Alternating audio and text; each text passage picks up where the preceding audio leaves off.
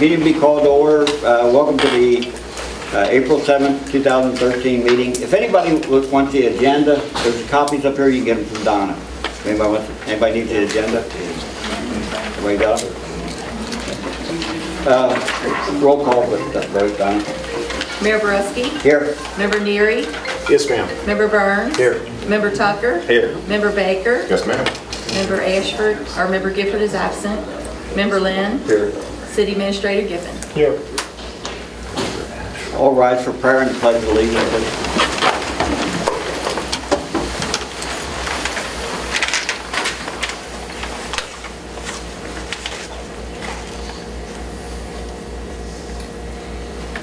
I pledge allegiance to the flag of the United States of America and to the republic for which it stands, one nation, under God, indivisible, with liberty and justice for all.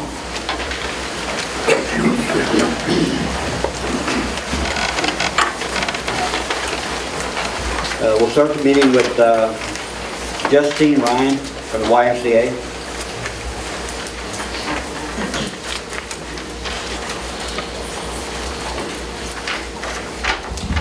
Hey everyone, how are you doing? I wanted to take this time to introduce our two site coordinators, one from Lincoln, one from Dayton High School. Jamie is on her way right now. She thought that we were still having the meetings over in the old city building, so she'll be on her way. But this is Stephanie Craven. She is Lincoln's elementary school site coordinator. So she is the one that coordinates all the different programs that's happening at our Lincoln site. Stephanie is coming to us from before she did Grandview Elementary School's program. Do you want to tell me just a little bit about kind of your experience so far? So, hello. How are you guys doing? Good. I started off working with AmeriCorps. I don't know if any of you are familiar with it, but I was a tutor at Grandview for 2 years, and I just loved it. So I was an instructional assistant for a year there, and then I went to the high school, and I was a career and college readiness coach, but still did after school programming with Grandview. And then this opportunity came available, and I was like, hey, I heard so much about Dayton. I want to go there. So I was really excited. It's almost been a full year since we've had it for the school year, and it's going to be amazing next year because I'll know more of the community and know who to call when you need things. So, and once again, I'm Stephanie, and I really hope to see you all again. If you have any kids at Lincoln, come look me up.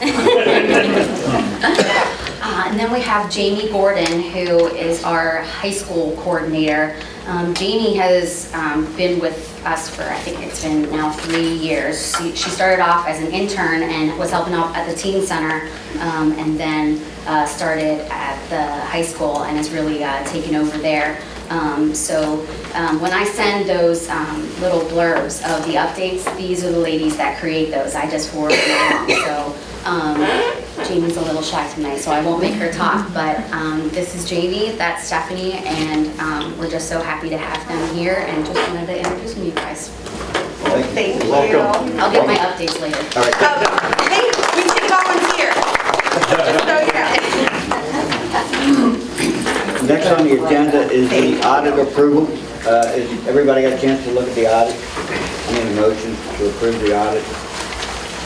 I make the motion to approve the audit as submitted. Second.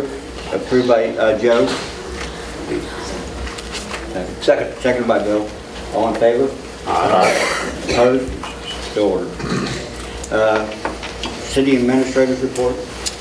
Just have a few things. One, I want to welcome Annie Westerfield, who's our new co-director. She's sitting in the front row, so if y'all see her around town, make sure you make her feel welcome. She's already been here for a month, three weeks, almost a month, and has been doing a fantastic job. We're happy to have her. She's got a lot of experience in the field, so she brings a lot of that valuable knowledge here to Dayton. So I want to welcome her. Also, Tiffany Myers isn't here this evening, but if you stop in the city building, she's a new face that you might see. She's our new assistant clerk treasurer. So if you stop in, be sure to welcome her to the city as well. We're happy to have both of them here. We're back up to full strength in our office, which I know Donna and I are very relieved to have. So just want to welcome them again, and thanks for their hard work so far. Two other quick things. The developers aren't here tonight. I'll just give a quick, brief update for those that may be interested on what's going on. They have submitted a pattern book to Kimball County Planning and Zoning for review. So at the May 6th Planning and Zoning meeting, the planning staff will be reviewing the pattern book and making a recommendation to the Planning and Zoning Commission. So if you're interested at what some of the new phases would be and what they look like, that will be your opportunity to see those plans up front. Again, that meeting is on May 6th. We will also have a special planning and zoning meeting on April 29th at 7 o'clock here. It's just a training session, and we'll hold the annual elections for chair and vice chair, but I do want to make that public knowledge that there will be a special meeting on April 29th here, and the May 6th meeting that I mentioned is here as well at 7 o'clock. So we'll do our best to post those on the website and social media so that everybody's informed on what's going on. And that's all I have. Thank you. City Attorney's report. Nothing to report. All right. Approval of the minutes from the February 15th or February 13th meeting. Need a motion? A motion that we approve the minutes as presented for the March 3rd, February 3rd. Approved by Ben, second by Danny. All in favor? Aye. Need approval for the March 3rd council meeting. I'll make that motion. Motion by Danny, I'll second. second by Ben. All in favor? Aye. Okay, let's see. Orders and ordinances, the city attorney's contract, order 2015-4. Donna? Yes. City of Dayton, Kentucky, municipal order number 2015-4R. A municipal order authorizing the city to enter into a legal services agreement with attorney Tom Edge. Be it hereby ordered by the City of Dayton, Kentucky as follows. Section 1. That the city is hereby authorized to enter into a legal service agreement with attorney Tom Edge for legal services on behalf of the city. Section 2. That the mayor and other necessary officials is authorized to sign all documents necessary to effect the above provision. Section 3. That the order shall be maintained and indexed in the official order book by the city clerk treasurer. I need a motion on that order. Make that motion. Motion by Bill, I'll second. second by Joe. Or is that a roll call, Donna? Yes. Roll call vote. Member Neary? Aye. Member Burns? Aye. Member Tucker? Aye. Member Baker? Aye. Member Lynn? Aye. So ordered. Order number 2015-5, the CCAP program. City of Dayton, Kentucky, municipal order number 215-5R, a municipal order adopting grant award policies for the Commercial Community Advantage Program. Be it hereby ordered by the City of Dayton, Kentucky as follows. Section 1. That the city has authorized the Commercial Community Advantage Program to award grants to businesses in the community based on the policies as set forth and attached hereto. Section 2, that the city authorizes the mayor to execute any contracts and agreements necessary to the execution of this program or to ensure proper liability upon any grant recipient in the event that the terms in these policies or any additional conditions are breached. Section 3, that this order shall be maintained and indexed in the official order book by the city clerk treasurer. Need a motion on that? I make a motion to accept 2015, number 5. Motion by Joey, second. I'll second the motion. Second by Ben. I have a consideration on this. All right, I could. comments? You put together a fantastic program, Anthony. I know all of us have spent a lot of hours helping you refine this, and I think it's a great program. You have a master's in public administration. Michael has a degree in economics. I think we're in good hands with you two guys running this, and we're really lucky to have you running this right now for us, and I think we all need to take full advantage of it. My concern is that the economic development funds that we're putting towards this program, once we give them to you and the city administrator and Mr. Mayor to administer, we don't have much recourse. City Council doesn't have much recourse the way this is designed, and I understand why. We want to streamline the process. What I would ask of all three of you is, every month at this council meeting, to present a full report, if you would, of all the applications received, all the applications denied, all the activity having to do with the CCAP program. So we know how it's working. We know what we're working on, so we can all be ambassadors for the city and not step on each other's toes, help you guys do your job better. And also, we'll know how much is remaining. Because as I said, in the ordinance, it does say that we can make changes to it as it goes along. So I think having those monthly reports would give a lot of people, it would give me a lot more comfort in how this thing is run. I trust you guys totally. Not a big Ronald Reagan fan, but he was right when he said trust and verify. Okay? And if you could present every month, I would greatly appreciate it. Any more comments? Just one, and I did talk to Michael yesterday in length about this, concerning that the rental part of it is being, where I know we changed it originally from 100% to 50-50 by the years, and then it changed to 50-50-100. And I just, my thoughts are that I think it should be 50% across the board for all 3 years, instead of doing 100% at the end of the third year. Mainly for the fact that, you know, if a business is there and they're in their third year, I think they need to be ready for that fourth year when they got to pick up the whole thing, instead of when they're getting 100% and then the fourth year, boom, they got to pay the whole thing instead of part of it. So that would be my only big change to it, because the other part was changing there to where this program can be under review at any given time. Am I correct? That's correct. Yes, okay. Mayor, my concern is this, and I'm not against CCAP because I campaigned on the Main Street. But I want everybody to understand is we're taking $500,000 and investing in a 2-block radius. And my job as a councilman, as a legislative body, I have to make sure the monies are there for police protection, fire protection, and public works. I haven't seen this budget yet, so I don't know what it's going to look like, but I guarantee it's going to increase. So I'm not against CCAP. I think it's way too much money to invest in a 2-block radius. So I hope nobody gets upset with me, and if you do, I apologize, but I will be voting against it tonight just because that I think we need to reinvestigate this, but we'll go with what the council says. If Any more comments?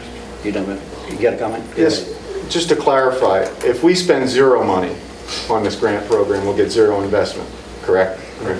Be the same as we are now.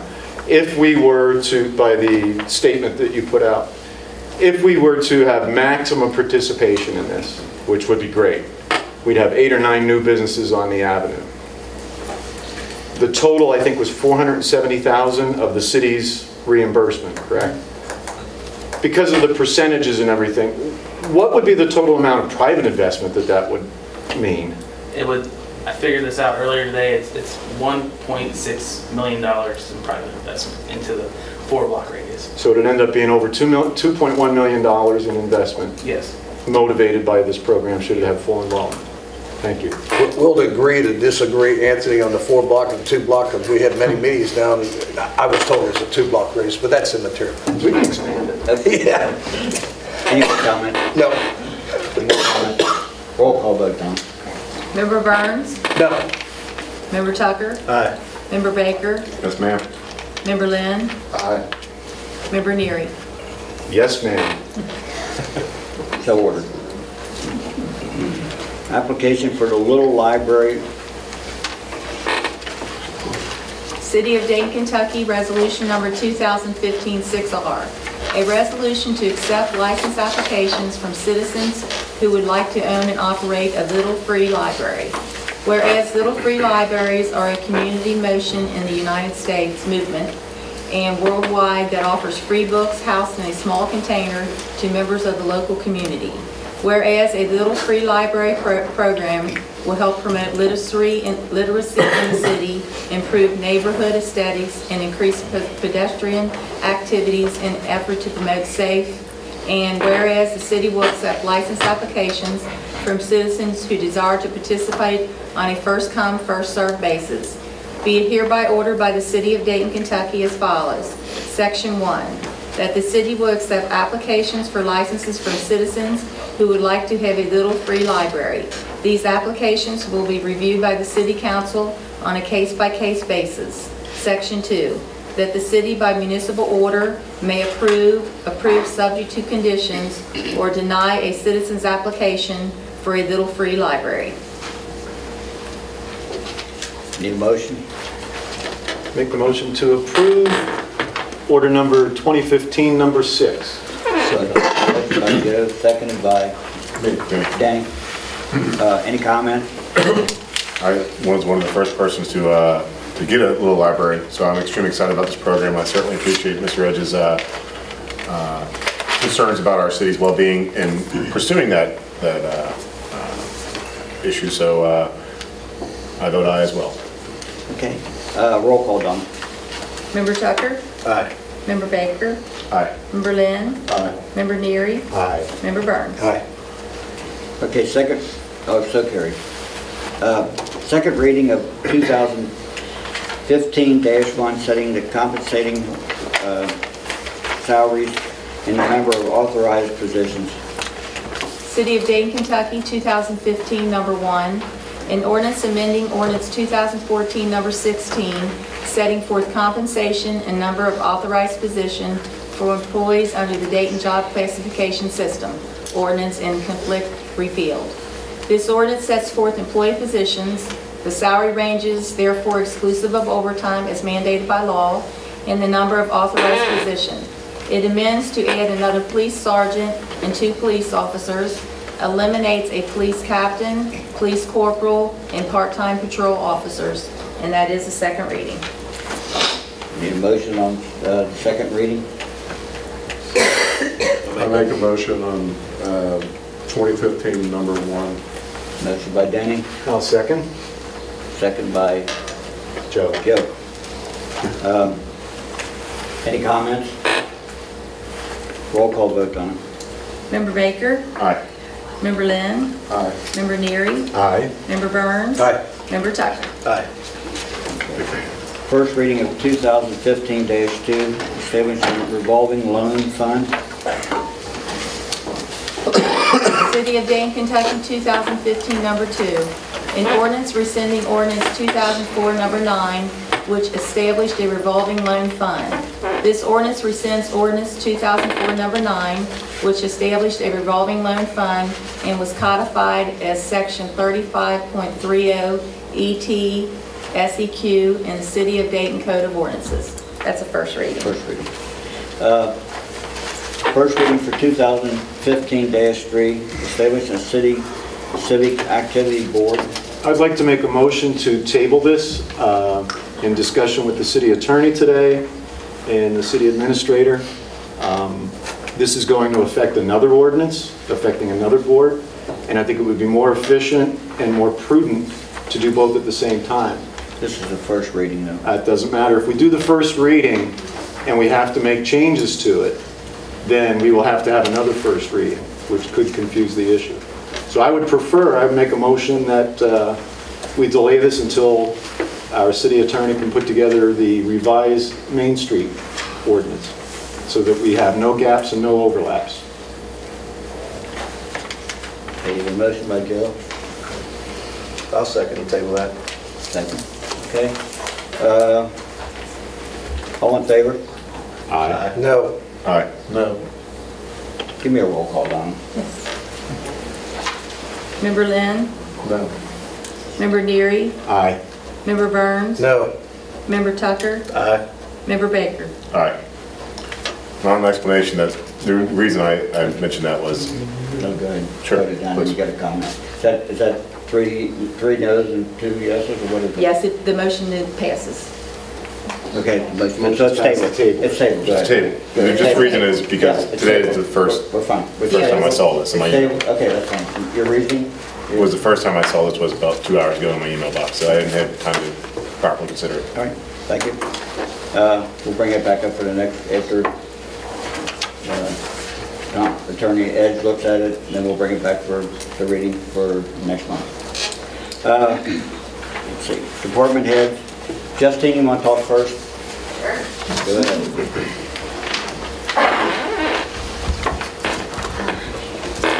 A couple Sundays ago, we had our Mariner culinary experience over at the Riff in Bellevue. Actually, it's Newport, but I'm just going to say Bellevue.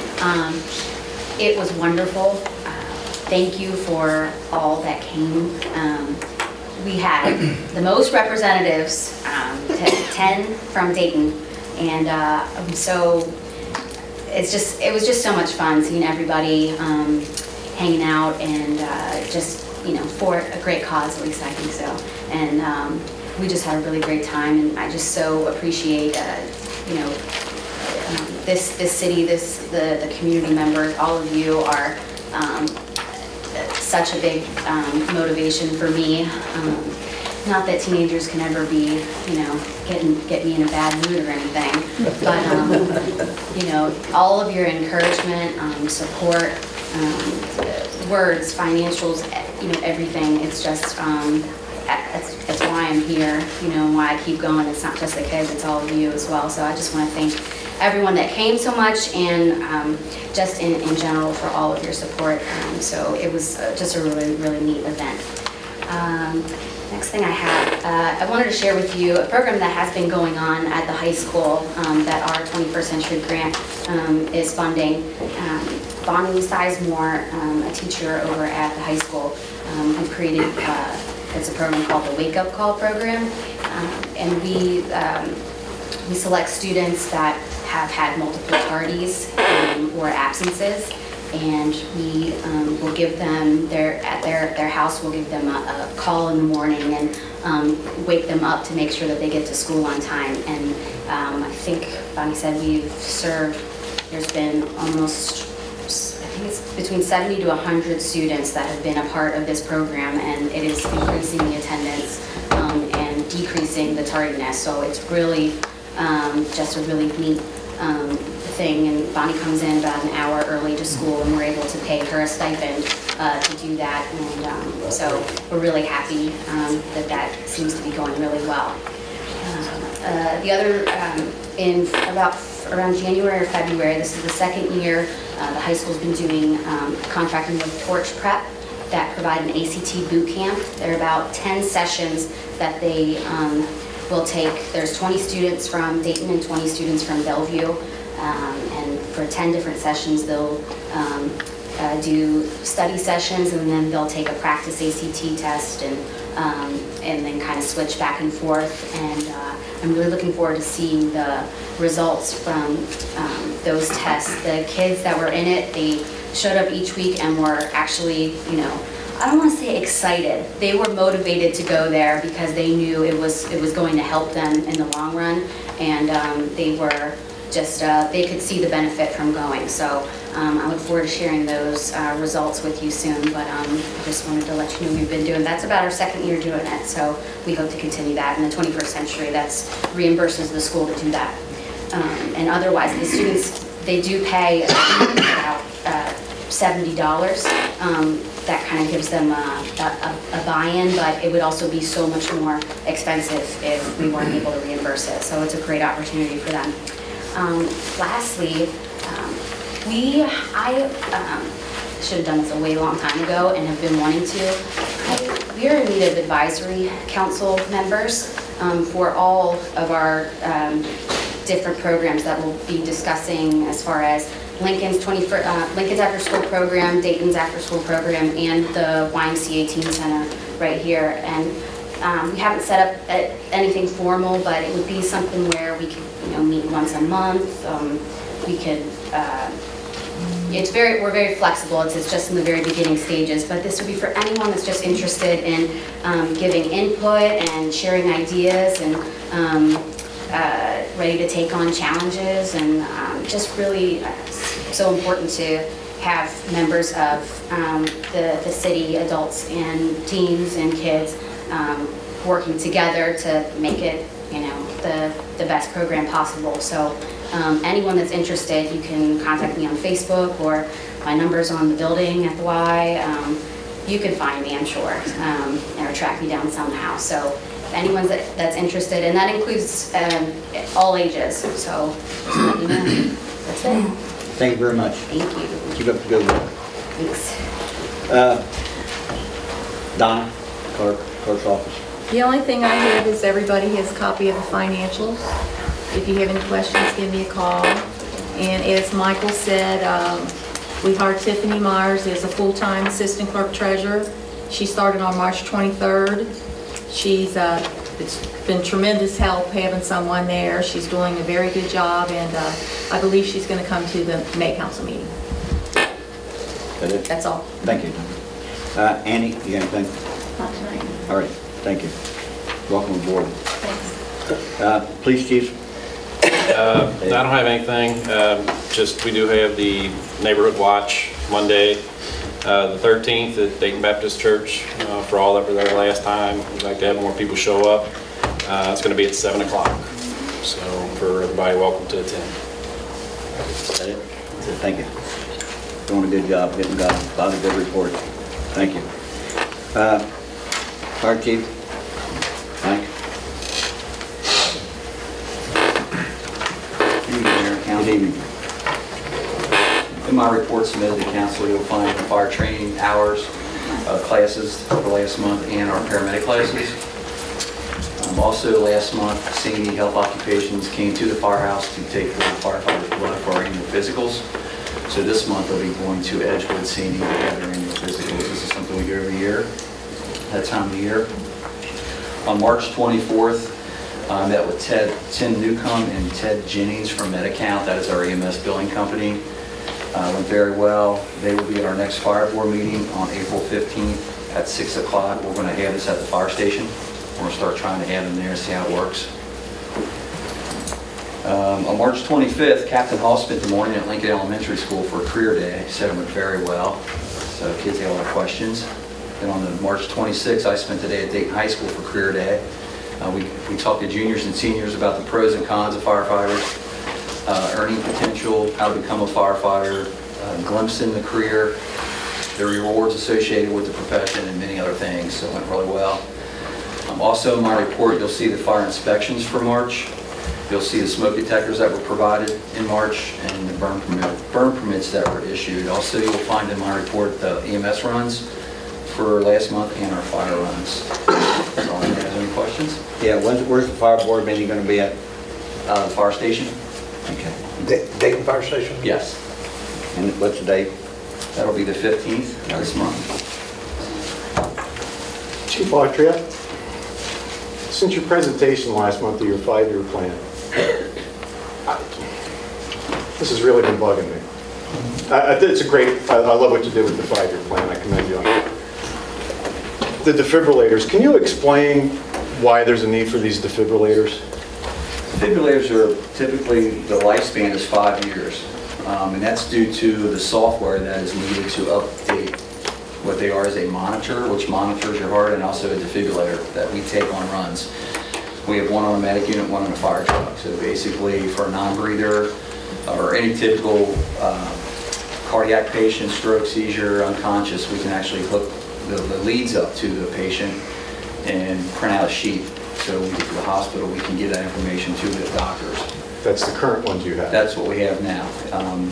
We are unable to upgrade the software due to the age, and that's my big concern. They still work, but we're unable to upgrade the software to make them do what we need them to do. All the new ones out now, basically, you can hook up your defibrillator monitor and actually send that information to the hospital while you're in the patient's house. So that cardiac doctor, if you go to Christ or St. E, we can send that information before we transport you. And if there is any kind of complications, they can look at these the EKG leads and advise the medics to give a little bit more of this or a little bit of that, other than what our protocol usually calls for.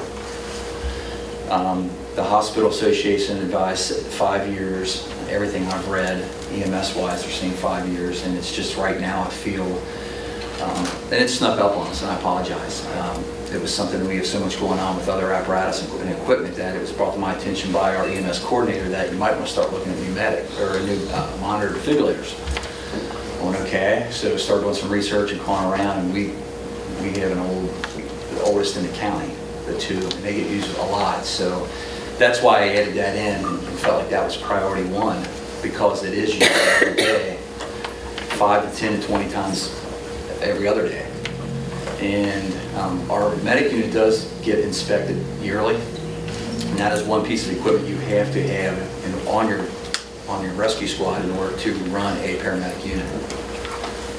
Among a lot of other things with your drugs and your defibrillator or your intubation equipment, Band-Aids, I mean, it's just IV solutions, but you have to have monitor defibrillator.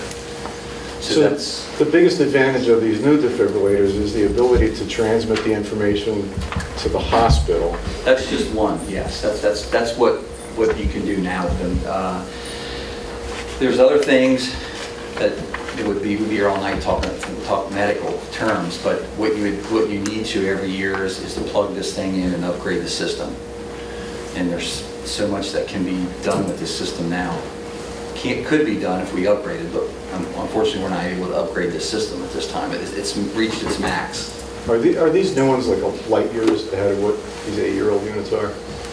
I'm just, last couple of months really started looking into these because that's when it was brought to my attention. That's about the time we started working on our 5-year plan. That's why I jumped that kind of towards the top, because they get used every day. And they can't upgrade the one they got. What you're saying, the software, they can't upgrade. It's kind of like a computer. About 5 years on a computer, you're about, the memory and everything else is just about wore out. And they start dragging down, just trying to get information out of a computer that's been used so many times a day.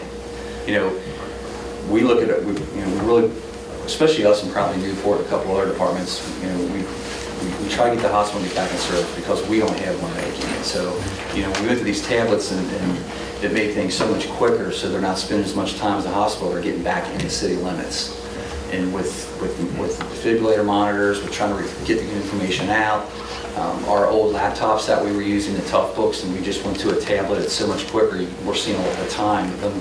Not spending at the hospital, being able to get this information out and back is just great. So, and for the patient, it could be difference between life and death having that information at the hospital. Right. And I was not aware of this about this function till about a year ago. Yeah, I thought it was just on NCI. And yeah, right. So it is fairly new out there. For us anyway, there's been departments using them for a long time. Everything I've got going on, I don't really do the EMS side anymore, I'm more the paper side, but I do sit in with the medics in the meetings and listen to their talk, and all the classes that they have to go to now, they're learning off of this, the newer type of defibrillator monitor. Everything they're learning, they come here and they can't do. So they are, most of your medics are already trained on these? All of them are, on the other systems. So we're just working on an outdated system, monitor, Again, they work, but. But every 5 years, you're going to have, every 5 years. They recommend every 5. So it won't sneak up on us again, though. Right, we're going actually on 8 years, so. And that's what's been bothering me. I know you came here last month with your 5-year presentation and we didn't take any action on it. And we've already delayed it a month. We already delayed any action by a month. And I had that information on that. Yeah, you do. It's $68,000 is the cost of the 2 defibrillators, and obviously that'll be split between Dayton and Bellevue should both cities approve of it. I think our top priority as city officials is public safety. Chief Autry is the professional here. He's told us what the problem is. He's offered us a solution. I would like to make a motion for this council to authorize our mayor to take $34,000 out of the surplus fund to be applied towards the defibrillators, should Bellevue do likewise. The thing of it is, we can't approve that. That's not a motion. It goes through the fire board. That's the purpose of the fire board. The fire board brings forth their budget, and we approve their budget and our budget. This is like the ambulance. This is an above and beyond equipment need. I'm just not comfortable with knowing this and having to wait 3 or 4 or 5 months. How many? Joe, here's the problem, though. If we approve that, and I say if because I wouldn't do it because we're going to approve the budget probably next month. What if Bellevue don't approve it? I mean, what have we accomplished? But I just don't think that's, I know he wants them. I want them. I was going to save a life, but I don't think I hope I'm saying, don't take this out of context, Mike, but I hope that happens in the next month before we approve a budget. And then, on top of that, if you order them today, how soon would you get them in? You're looking at about a couple months. But we're talking about a 3-month delay till the budget is approved and everything else and comes back to the fire board. And that's my concern. I just feel guilty. I want to have a clear conscience. We've got the information in front of us. We've got money in the surplus. This is a one-time expenditure.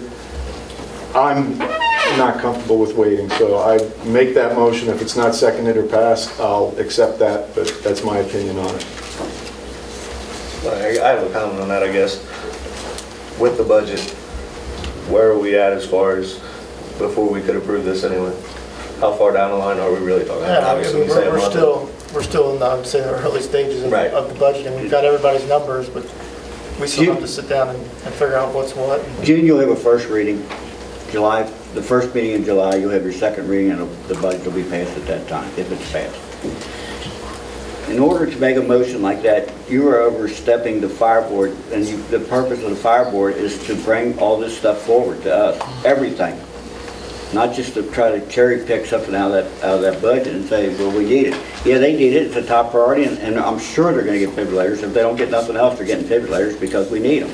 But for us to go in there and say, well, here's what we want to do, and then that's up to Bellevue, you just can't do it that way. They got to approve their budget, we got to approve our budget. They got to approve their fire budget, they got to vote on that just like we have to vote on the fire budget.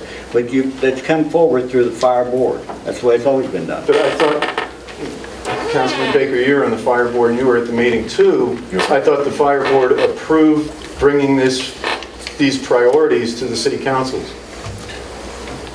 Yes, that's part of a budget. Part of the budget This coming is up in what June. we need right now. In a 5-step phase. 4-step phase? It's a 5-year plan. So With defibrillators, then facilities, then personnel, then fire, then truck, correct? Right. Yeah. So nothing's been approved yet to take either one of those towards council. It comes in the budget process is how it comes forward. Even though this is a one-time expenditure.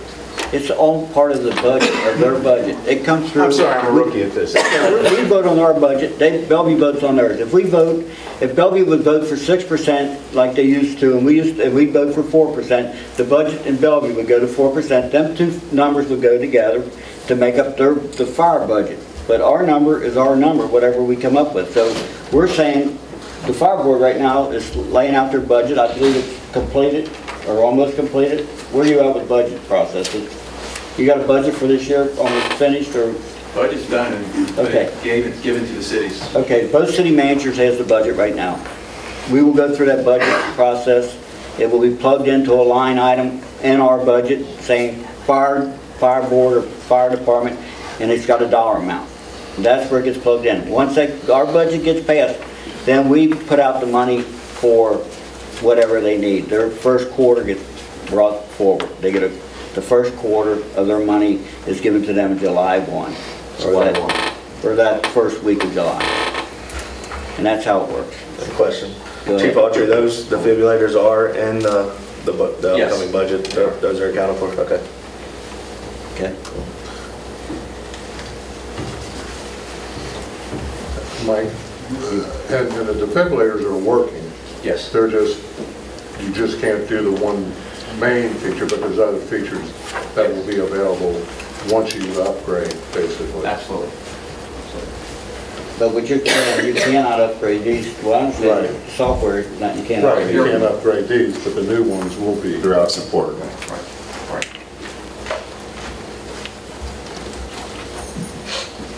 You'll get your turn, but not right now. talking about. Not right now. It was my impression that there was a sense of urgency. Okay, do you want to rescind your motion? If there's no second, do I have to?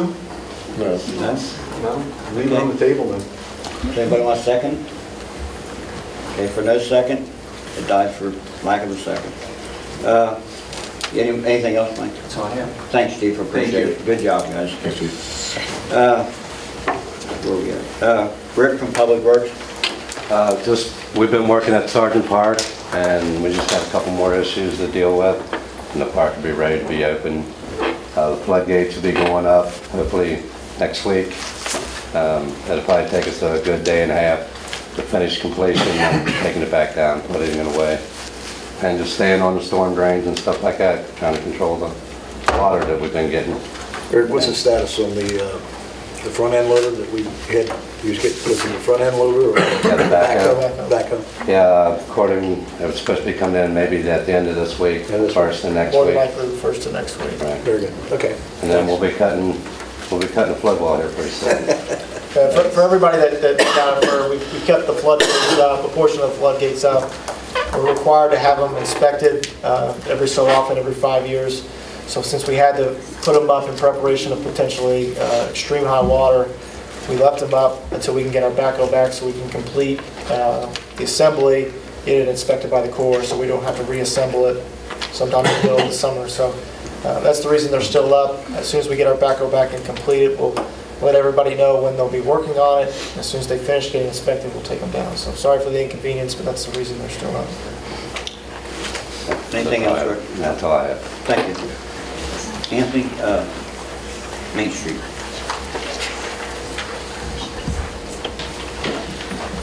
I don't have a very long report. I just wanted to thank everybody for assisting us with Easter this past Saturday.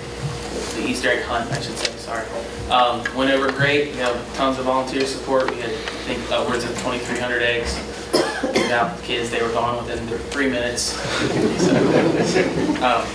So it was a really good time, and I was really happy to be part of that again. In place of a Come Home to Dayton Fest this year, Bellevue and Dayton, like a subcommittee of our Main Street boards, are working together to do an O'Fallon Fest. It's a glorified block party, if I may. We'll have some grilling hamburgers and hot dogs, and we're going to try to have some music there.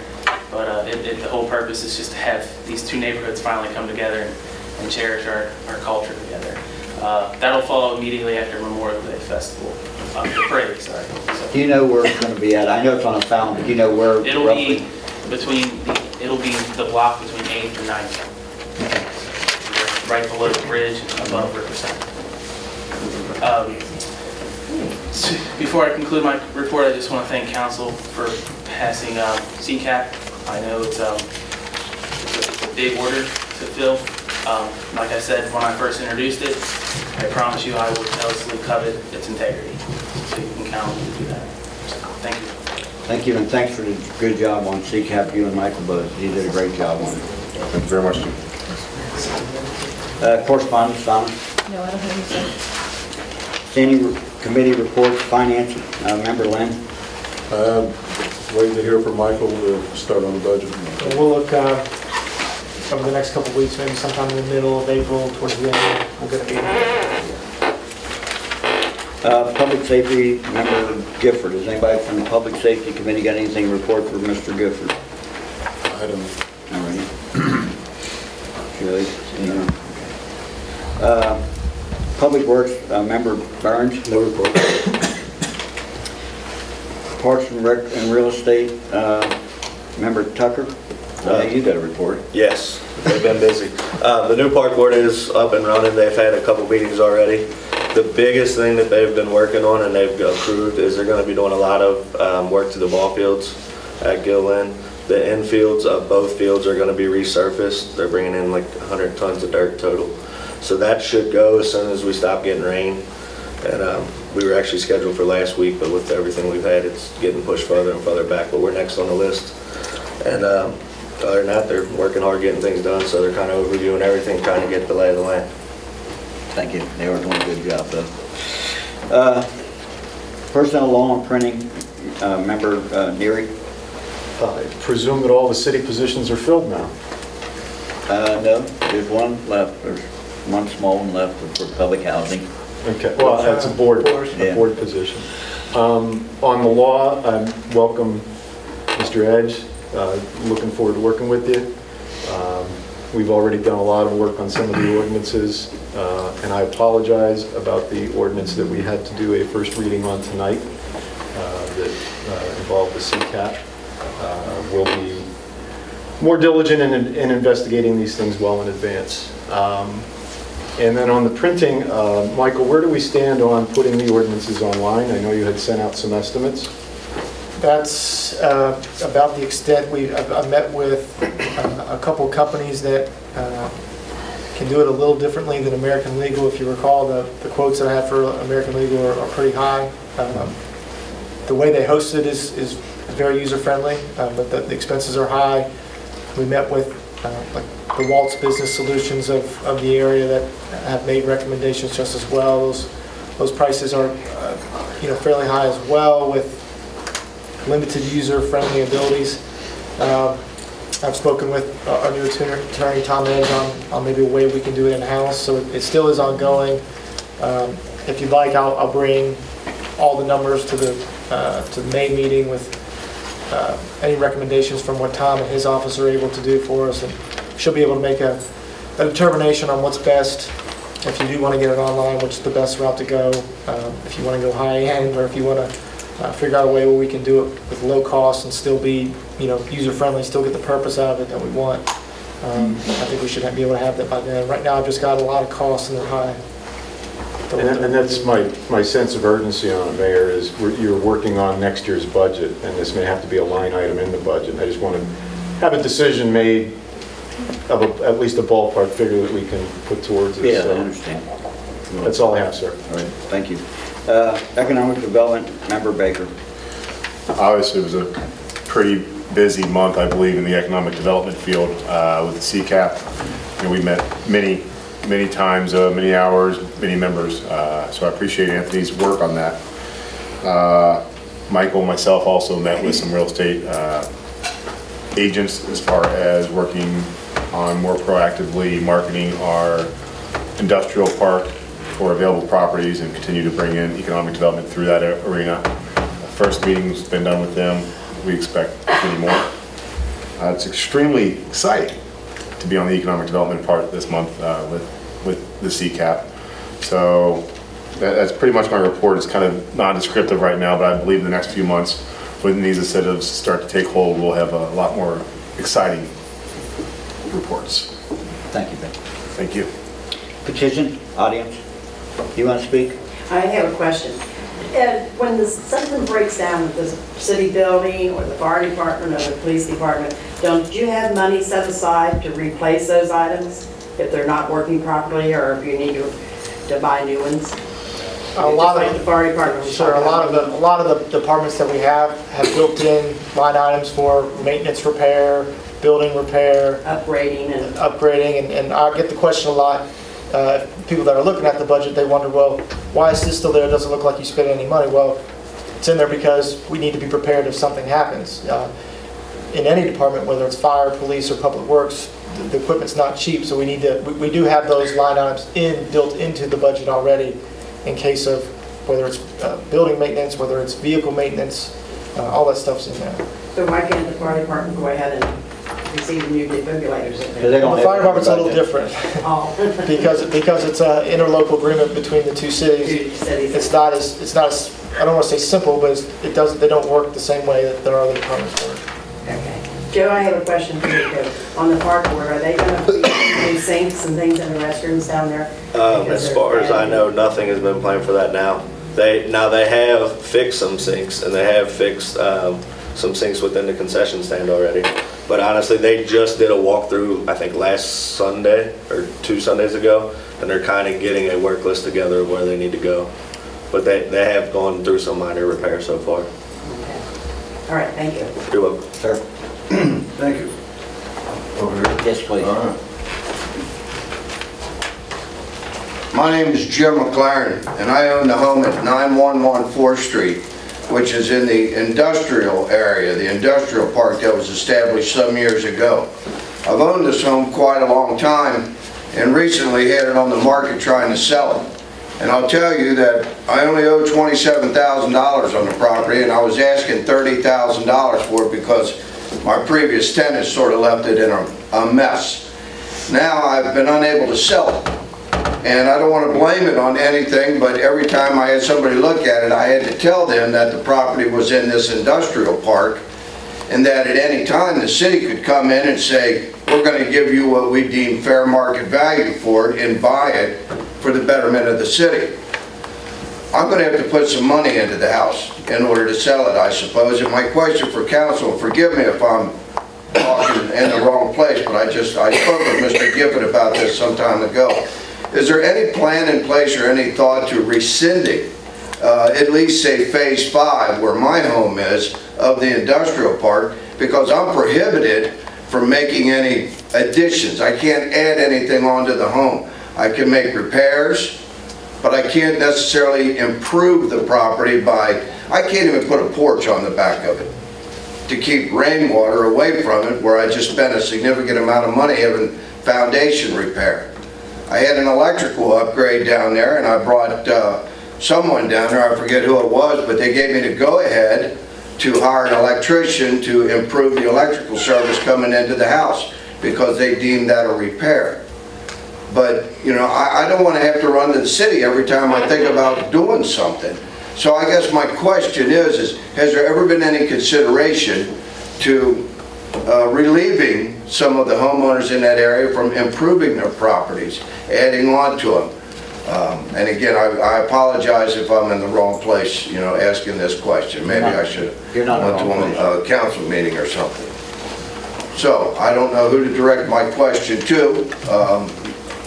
You're not in the wrong place, I guess. Okay, thanks. But, I mean, it's never been brought up before. I know it's still in the industrial park, but we'd have to look at it. I know we got some plans for that area now that we're starting to get back on board with the Main Street, but we're also going to start looking into our industrial park and try to finish the industrial park. It'll probably be a few years out, I mean, but we're going to start working on it now. That's on the agenda to be worked at, to try to get some more people back into the industrial park and try to finish that industrial park off. Would you suggest that I attend one of these committee meetings? Are those open to the public, the economics or the real estate or something, to try and follow along what's going on? I think the way to be most effective, and Virgil's right, we've just within the last 3 months started to rethink or re-strategize the rest of the industrial park that's left to be acquired. There's basically 2 blocks left that's 99% residential, still intact. The rest have been mostly developed in some shape or form with industrial buildings down there. But it's something that there's not because it's been a while since any substantial plans have been done, we're kind of starting from square one on how to re-strategize and how to remarket that area. Ben Baker and I met with a real estate agent, but he represents a large firm, on what the market would be for that type of property. So we're starting to get the information that we need to start developing a plan. It's not the best answer that you want to hear, but I think in the last 3 months we have started to I know the mayor and I in particular have said we need to come up with a strategy for this industrial park, and it's a high priority of his. So it's something that we're starting to work on to try to figure out how we move forward with that. So you're definitely in the right arena. Well, I suppose my dilemma is how much do I want to put into this home to try and sell it? You know, again, I owe $27,000 on the property. If I put $10,000 in it, that means I'm $37,000 in. It's assessed, you know, by the county at like 54. So the city, you know, suddenly could come along and say, we'll give you $35,000 or whatever, you know, whatever name, you know, number you come up with, and then I'm stuck like Chuck. So, you know, maybe if you was to think about this a little bit, or you know, maybe do away with the Phase 5 portion of it, but I understand, you know, the city's commitment to the industrial aspect of it all, and I applaud you all for that. And but anyway, thanks for hearing me, and I'm from Dayton, and it's good to see so many people at a council meeting. Thanks for coming out and showing you keeping your eye on them. And thank you to all you do for everything you've done and continue to do. Thank you. I recommend keep in contact with us as we go along. If you call, we'll definitely keep you in the loop on what's going on, and what, you know, stuff may evolve as the months go on. So don't hesitate to continue to reach out. Thank you, sir. Thank you. Anyone else in the audience? Please. This is quick.